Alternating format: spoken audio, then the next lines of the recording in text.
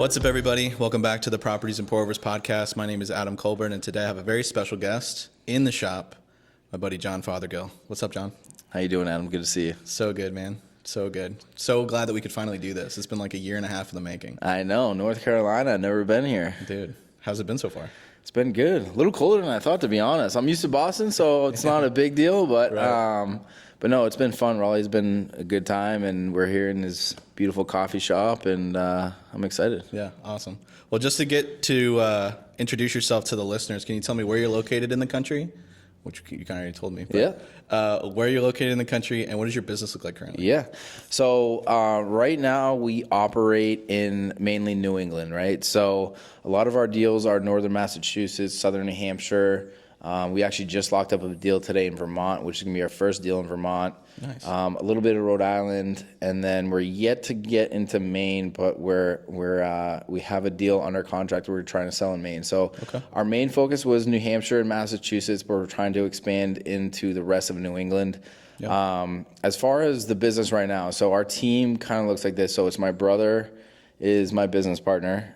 So he's more on the back end, right? So obviously, there's the acquisitions, there's the raising of the capital, there's the closing of the deal, and then you have to manage the deal after and manage the flip and the exit strategy. Sure. That's what side he's on. I'm more on the front end, more on the acquisitions, raising the capital. Okay. I have one full-time acquisitions guy, Nick. Shout out Nick. He's an absolute beast. One of the best marketers, acquisitions guys you can find. Yeah. And then I have a TC team of 2 people that handle all the paperwork, making sure that private money lenders have, their deeds, their trusts, everything that they need to make sure Sure. they're secured. Yeah. Files are getting done. So that is our team right now. We're looking to hire a VA that's going to do kind of like some deep research. So like meaning sellers that we're having trouble getting a hold of, or we don't have the right number, or we don't have an email. Sure. They're going to dig up, relatives' information, try and find them on Facebook, LinkedIn, whatever. Yeah. So small team, looking to scale this year, but things are going good. That's awesome, bro. Yeah. And so how long have you been in the space? Yeah, so real estate in general, my brother and I started wholesaling back in like 2001, 2002. Okay, wow. Funny thing though, this goes back to something that I love talking about, and which is you see people do real estate online and you see the stories of like, I started making phone calls and a week later I locked up a deal and I made 20 grand, right? And it's like, oh my God, that's amazing. And that actually, we fell into that trap because what happened is our first 2 deals, all we did was like direct mail, right? Yeah. So we just sent out mailers, and this was again like 2001, end of 2001. We ended up locking up a deal. We made $37,000 wholesale fee. Wow. In 2001? Yes. That's crazy. Right? Then another direct mail hit like a month later. Yeah. We made 63 grand on that next wholesale deal. Wow. So me and my brother were like, so you're telling me all we got to do is send out letters and we just make like 100 grand? That's wild. We didn't get a deal for the next like 7 months. Yeah. Right? And so it goes back to the fact of like, it's a consistency thing, right? For like sure. if you're not consistent, because what happened to us is we made these big checks up front. We're like, oh, this is so easy. Yeah. We can just sit Sit back, and yeah. relax. Yeah. So that was kind of our first foray into real estate. And then we kind of got like the shiny object syndrome where we were trying to wholesale in all these different markets, all the way down to South Carolina, actually. Okay. Which goes back to what we were talking about earlier, how people in the South are just so much nicer than people in Boston. You know what I mean? For sure. It's a little bit more gentle. Yeah. I was like, this is like the best cold calling of all time. Yeah. I'm not getting chewed out. Right. This is great. For sure. But the problem is we didn't know the markets, Sure. right? So what would happen is we would lock up deals not really knowing ARVs or what stuff costs to repair, and we were locking up bad deals that we would have to back out, and it wasn't sustainable. And then so the past year and a half, close to 2 years now, what we really did is just niche down and go back to our actual like backyard where we grew up. I grew up in southern New Hampshire. Yeah. Lived in Boston for a long time. I live a little bit north of Boston now, but and we're like, hey, listen, like instead of chasing these big lists, like let's just go after the most highly motivated sellers. Yeah. Right. And so that's kind of what led us to the business model that we have now, which is going after really niche lists and attacking them very, very hard and doing deals in our backyard. Got it. And so, I mean, 2001, dude, that's a long time. So, No, 2021, I'm sorry. Okay. 21. Okay. 21. Makes a big difference. Right. I was 11 in 2001. Bro, I was going to say. I was 11, yeah. $36,000 when you're in middle school? What are you doing? That's incredible. Yeah, no, that would have been unbelievable. 21, Yeah, I'm sorry. Yeah, okay. Believable. This whole time you're like, dude, this dude's been doing this since 11. I'm calculating. I'm like, I know how old you are. And you just said 2001. Like, I was in third grade. Like, No, yeah. Let's correct. Yeah, we'll correct that. No, that's good. 2021, All right, yeah. so 2021. Yeah, so, yeah. but still, I mean, a decent amount of time in this space. Right. What did life look like before real estate, and how did you even find that path? Yeah, so I grew up in New Hampshire. Went to high school there. Played soccer through high school. Went to Keene State, New Hampshire. Played soccer there. Okay. Had a pretty rough patch in my life where I had some kind of battles with addiction. Got over that. I was sober for a long time, and then kind of fell back into that addiction. But during that whole time, I was always doing sales, right? Okay. So like, even from the very beginning, I was never okay with just like a flat W-2 salary, right? Like something about that just always made me uncomfortable where it's like, all right, so like I can go in here and bust my butt and other people don't have to, but we make the same paycheck. Yep. And that always bothered me. That's why I went into sales, right? Sure. Because I was like, all right, well, at least I can sell more. Control. Right. Like I have a little bit more control. I'm base plus salary, but at least I'm uncapped and I can do whatever I need. Yeah. And I was working for a company called Energy Source where we sold. So in Massachusetts is a very progressive state, kind of like California, where they're very like pro energy efficiency. So they have a lot of like energy efficiency programs where they give offers and rebates to companies and individuals for putting high efficiency stuff in. Sure. And so I sold that, and my quota was like 2.5 mil that year, and I hit it, and it was all self-driven leads, right? It was all like businesses I would just like walk into and be like, hey, are you the owner? Like, are you looking to, just hustle? Yeah, exactly. Just out hustling. And then like, the end of the day, I mean, I made 160 grand that year, but I'm looking at it, I'm like, all right, so I generated this company 2.5 million in revenue, and they're paying me 160 grand. Right. I was like, something's not right. And then this is the most cliche thing ever. I came across the book Rich Dad Poor Dad. Sure. Right? I mean, it is cliche, but it taught me the difference between buying assets, liabilities, and how you can leverage debt. And that kind of started getting me thinking. Sure. And I told my brother, I was like, hey, man, we really got to start looking at this real estate thing. And that kind of sparked our interest in real estate. Yeah. Nice, dude. That's awesome. And so when you were first stepping into that, or I guess let's take it back even further, like obviously sales, that's its own version of entrepreneurship. Right. Do you think you've had that kind of entrepreneurship bug even from like a younger age? Because like I've talked to a bunch of other operators, right? Whether it be in real estate or just other business owners in general. And they always were like slinging candy at school, or like me personally, I used to buy a bunch of skateboards and sell them to all my buddies. Really just to fund my hobby, to buy, so I don't have to pay for them, and then I make a little bit of money. Like, did you have any sort of background like that, or was it just a natural kind of gifting for you? Yeah, so I didn't, I wasn't really entrepreneurial, but what I always was good at is I was very good conversational and I can make people laugh, and I was like kind of always had like the gift of gab. Sure. And so that kind of led me into sales, right? So leading into sales, and like you said, going back to the entrepreneurship, it's like, hey, I can control my destiny. And that's really what entrepreneurship is. It's like you're controlling your destiny. And it kind of clicked where I was like, okay, so like I can use my skill of my communication, my gift of gab, to lead me into, being a business owner or being in sales or something like that. So I wasn't entrepreneurial where, I mean, I guess a little bit because my cousin and I owned a landscape company in high school. Okay. Right? Yeah. He was like the main owner. I kind of helped him get accounts and stuff. So that was probably the most entrepreneurial thing I had done up until I started the real estate company, because up until then it was all W-2 working for somebody else. Yeah. Okay. That's cool though. Yep. Awesome. And so you said you started with direct mail, did that for a little bit, and now you've niched down to like just highly motivated sellers, right? Whether they have a specific pain point or they're on a timeline, something like that.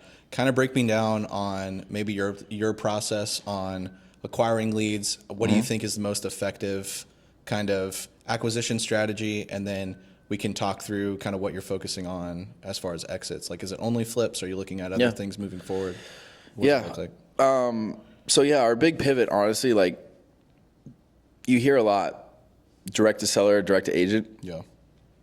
I say we're direct to motivation.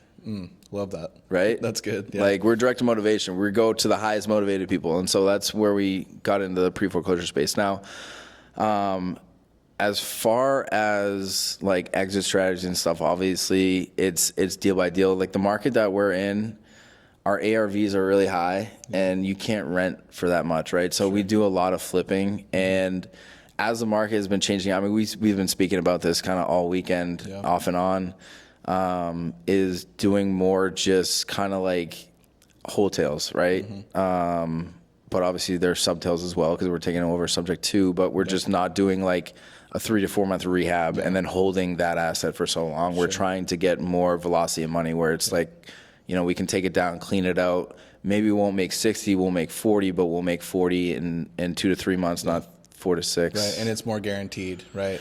In this market, it's so tough to value a property and actually know what it's going to sell for. Right. Like what we've been talking about, it's like trying to catch a falling knife. Right, because you're comping it 6 months prior to what you're selling it at, and the market can change. Totally. Nobody has a crystal ball differently. on what it's going to look like in 6 months, or are we going to war? Is there another COVID event, something like that could be good or bad? Right. And so I think that's really smart to just turn and burn kind of situation. Let's keep the lights on. Let's continue to monetize. And then also just helping these people, right? Because a lot of those folks in the pre-foreclosure space, like if you're not going to talk to them and help them through it, they're going to lose their house. 100%. Yeah. As far as the acquisition strategy, like I think a question you should ask is, hey, if you were to start out and you wanted to get a deal as quickly as possible, because really that's what like most people that get into real estate, they want to get a deal like under their belt as soon as they can. Because what happens is if you don't get a deal and you're doing all these marketing activities, the longer that process drags out, the more likely you are to quit. 100%. Right? Yeah. And so just in general as society right now, right? It's that instant gratification. 100%. I see somebody doing it, I want to go do it. If I can't do it as quick or within my timeline in my brain, like this doesn't work, let me move on. When we all know that's not the case. It's just a matter of when, not if, but you have to have that grit to keep going. Right. And that's a big problem with today, honestly. It's just like social media, like people can't even watch movies anymore. It's like they can't even sit through a 2-hour movie because they're so used to scrolling on their phones on TikTok or Instagram where they're watching reels that are 30 seconds. Their attention span is is so like limited. I find myself not even watching any movies anymore because I'm like getting bored. Yeah. And so going back to the acquisitions, I would say, like, if you were absolutely desperate to get a deal, I would go to your local county or you go to auction.com. There's a bunch of resources online that are free that you can get this information. Yeah. Our number one thing as far as like quickest turnaround is door knocking. Sure. Right? Like for instance, we locked up a deal yesterday from a door that we knocked on Wednesday. Like she opened the door. We sat down, had a 45-minute conversation in her living room. Yep. Obviously, there were some details that we had to figure out before we could ink it. Right. But one day went by, we went back down on Friday, and we locked up the deal, right? Yeah. So if you're looking for like the quickest way to get a deal, it would probably be door knocking. But with these niche lists, you're not dealing with big data sets. So like if you're only getting, like if you're working in one county, you may have 1 or 2 new leads a day. Right. So what I would do is I would just take those 10 or 15 houses that are in my 30-minute, 1-hour radius, and I would door knock them, I'd call them, I would text them, I would direct mail them, I would hit them every way that you can think of. Until you get a response. Because once you get in front of that person, you know that they have an auction in a week. Yeah. So you're not doing the follow-up game for 6 months. Totally. Right? And that's what kills people a lot too. It's like, you know, you get a lead and you nurture it for 6 months. Yeah. And it's a long game. It's tough. Yeah.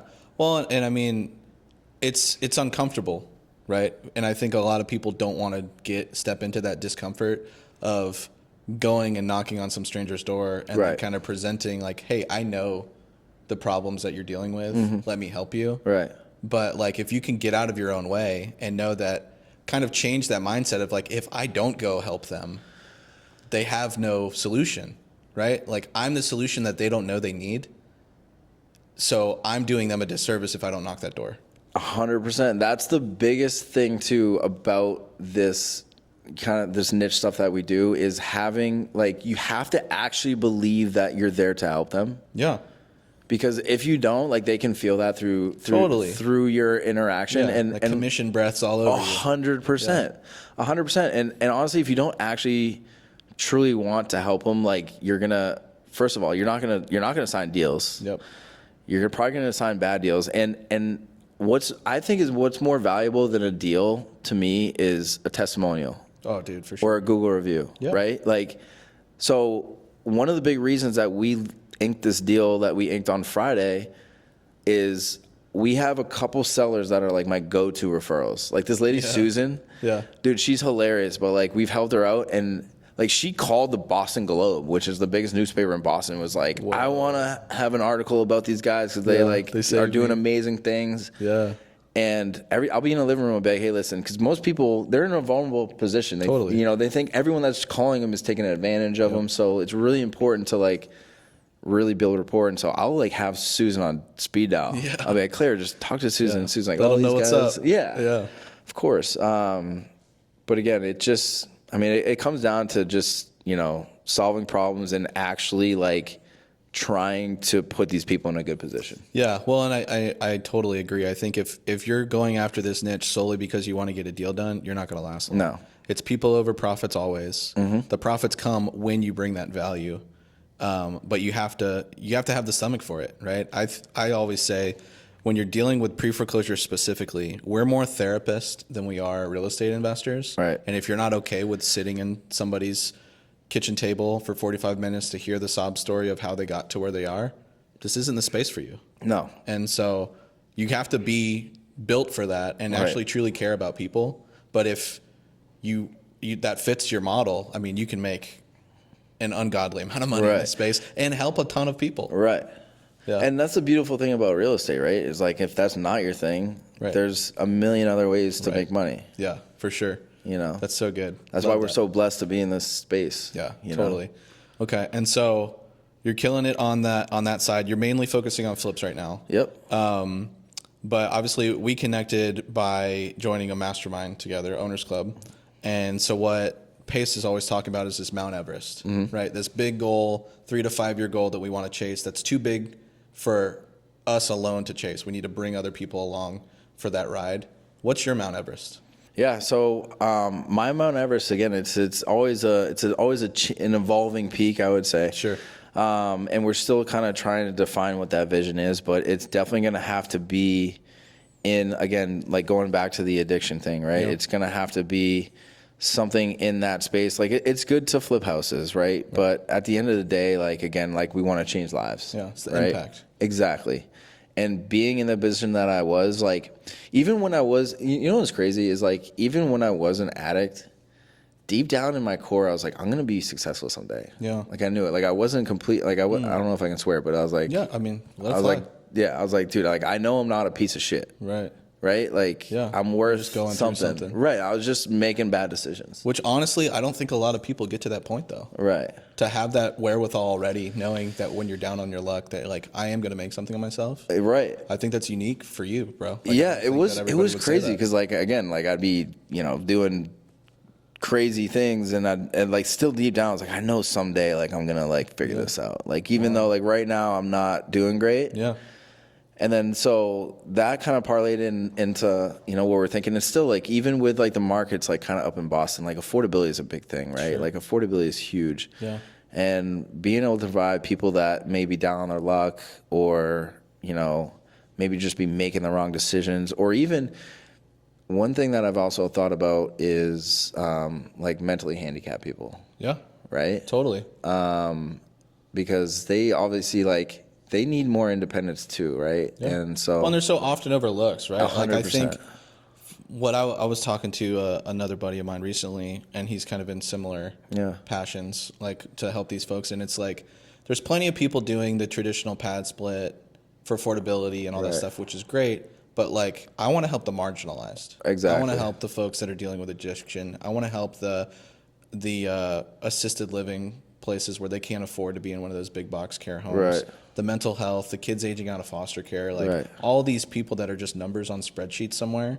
But like those people have value. 100%. And like if we can make an impact in their lives while also doing well for our families, why would we not do that? Right. Right? And so, yeah, dude, I love that. That's awesome. Yeah. What's your Mount Everest? So my Mount Everest is that I want to provide safe and affordable housing for 1,250 people that are transitioning out of rehab centers. Okay. Yeah. Similar. All while netting $100,000 a month. Oh, okay. Yeah. And so I like to add the monetary there, not to just be like, hey, I'm making $100,000 a month and I don't need to live off of that. But it's a metric to know that I'm providing that impact. Right. And so, and in turn, obviously I'm a man of faith. I want to invest in ministry across the country. I want to do stuff locally. Yep. Because I feel strongly that I've been given these gifts and talents that I have in the marketplace, not like the missions field, at least not right now in my season of life. And so, but I want to be the guy that can go and fund those people to go do it. Like you want to be the one that's in the middle of a jungle in Africa spreading the gospel. Awesome.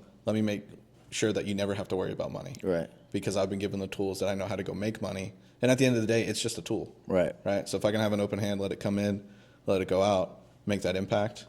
That's what I want to do. Well, at the end of the day, right? Like even Pace was saying, it's like, and I mean, I don't think we've ever talked about this, but I think so many people have it backwards where like they try and chase their passions, even though it won't like monetarily help them. Being like, hey, if you do what you love, like you'll never work a day in your life. Yeah. But like at the end of the day, if you really want to make change, you need resources. For sure. You know what I mean? So it's like, I'm going to go acquire as many resources and as many friends and capital as whatever I can because, you know, like you said, you can go volunteer at a soup kitchen or you can buy a soup kitchen and start soup kitchens, right? Like you're impacting so many more people, but you need the resources to be able to do that. Yeah, 100%. Yeah. Love that.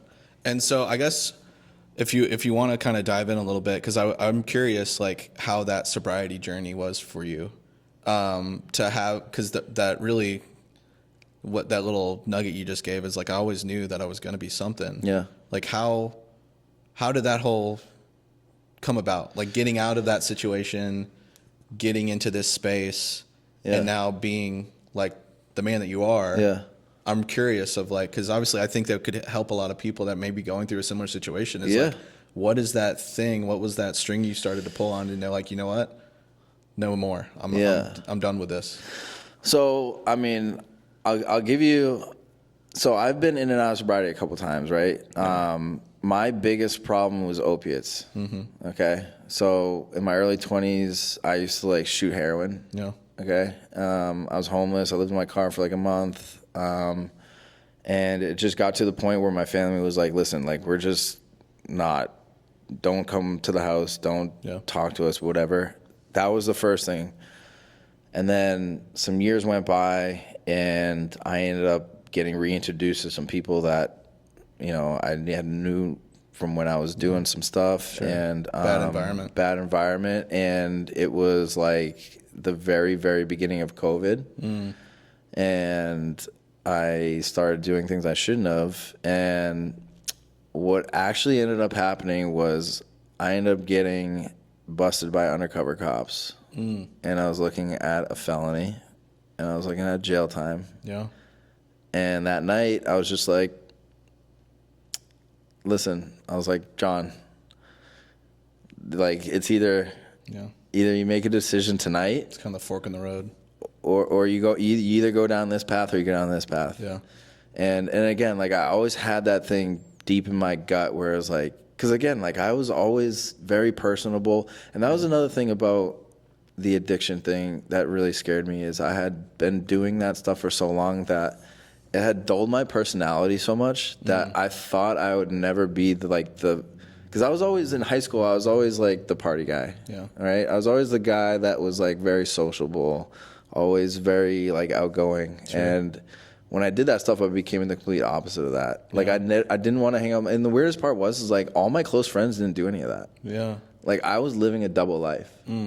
My girlfriend had no idea. Yeah. Right. Like nobody had any idea. Like I would sneak out every day. Wow. And go buy drugs and do them. And then that happened. And then I just made a decision. I was like, John, listen, like you have a decision to make tonight. And after my arrest, that was the last time I ever did it. Wow. It'll be 3 years, I think, like next month or something like that. Dang, dude. Congratulations. Yeah. That's awesome. But again, it was just, again, I don't know what it was. Like, I can't really explain it. I can't give anyone advice to be like, hey, like, you just got to tell yourself you're going to be successful, because like I've always like kind of like felt that. Like I knew I was going to be somewhere. Obviously, like some nights I didn't know if I was even going to be alive. Sure. Because there was definitely a few times where I was, definitely OD'd and whatever. But Well, I mean, I guess going off that too, like how important is it to just surround yourself with like a good support group? Because like obviously we're in Subto together as well. You guys have a great group of guys up there in New England. Yeah. Like how has that been? How's that journey been, and kind of like bolstering up your sobriety, but then also just making business fun, I guess, right? Like something to chase after, like kind of. How has that been for you? Yeah, no, it's been great. Honestly, like Subto New England's been super tight knit. Like we do, a lot of meetups and stuff up there. But, it goes down to like you are the people you hang out with. Totally. Yeah. You know what I mean? Like if you're hanging out with the wrong people, you're going to be doing the wrong things. Right. And what I found was pretty cool. And even being down here is, we met through real estate, but at the end of the day, like if you're doing enough business with somebody, like you're just doing business with your homie. Right. Well, and for me, it's like you become friends with that person. And me personally, like I don't think anything is cooler than making money with your friends. No, it's the best. Like it's awesome. Right. Yeah. Like you get to hang out with the people you like, and you get to make money. And again, like at a certain point, it just becomes like kind of like a fun game with your buddies. Totally. Right. It's like, hey, dude, like what deals you got going on? Cool. Like let's partner. Or hey, man, I could probably call you and be like, hey, I need PML for this deal. I'd be like, I got you. Yeah, 100%. Right? Let me call up the homie Adam. I need $40,000 for a flip. Yeah. Right? Like, how cool is that? Yeah. It's the best. Yeah, for sure. That's awesome, bro. I love that.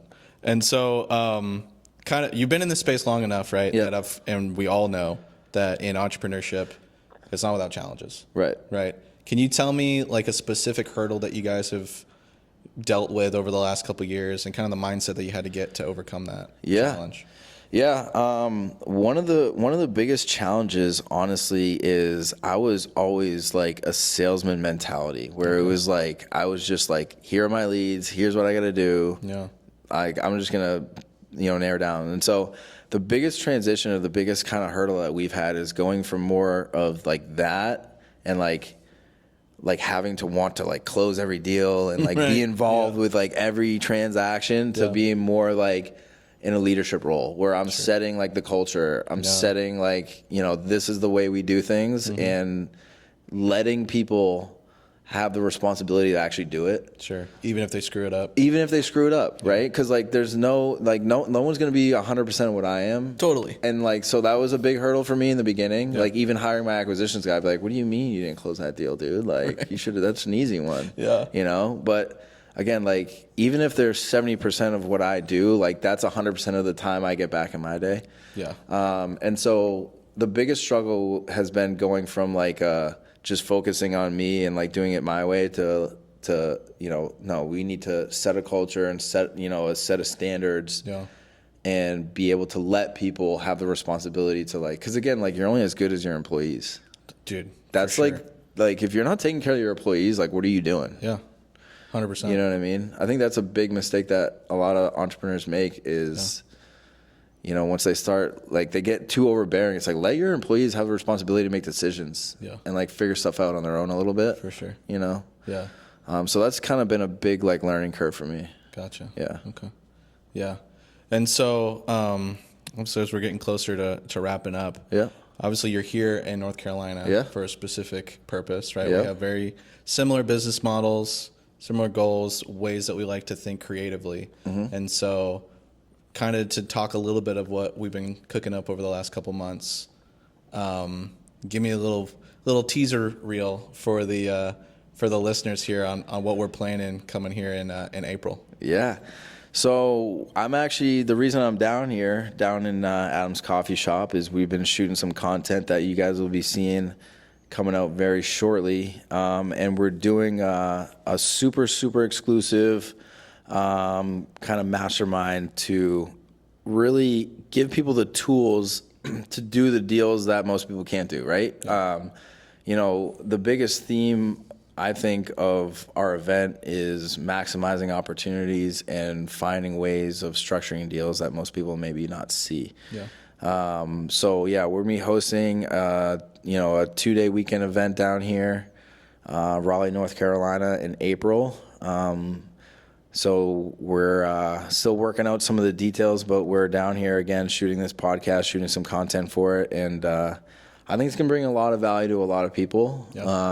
I think that, between you and I and the skills that we've had and the experience that we had, I think that it'll be, a super, super valuable event, and I can't wait to do it. It's going to be our first one, so it's still going to be a learning experience. So, cut us a little bit of slack. It's not going to be perfect. It's our first one. So, but no, I'm super excited, and I think it's going to be great. Yeah, man, super pumped to team up, join forces, and bring some value to you guys. So stay tuned, watch all the socials for that event. It's going to be here in Raleigh, North Carolina.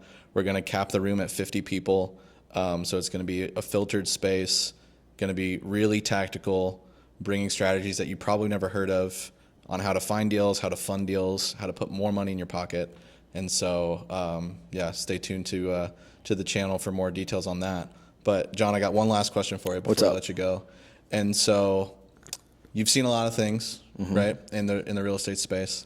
If somebody's watching this and they're just breaking into the space, this is the first video they ever watch on real estate investing, what's one piece of advice that you give that person just starting? One piece of advice I would give someone first starting is don't get frustrated, right? Because it's not going to come easy. It's just like anything else. Like, real estate is one of those industries that are portrayed easy to so many people. But when you actually get down to it, it's just like any other business. It's gonna take a little bit of legwork in the beginning to get going. Obviously, you have those people that get lucky and they call their first seller and they get a deal, right? But I would say my biggest advice is just go in with the expectation that it is gonna take a little bit of work, but as long as you're consistent, consistency is more important than skill set. If you just show up every day and you're actually taking the action, you're going to figure it out.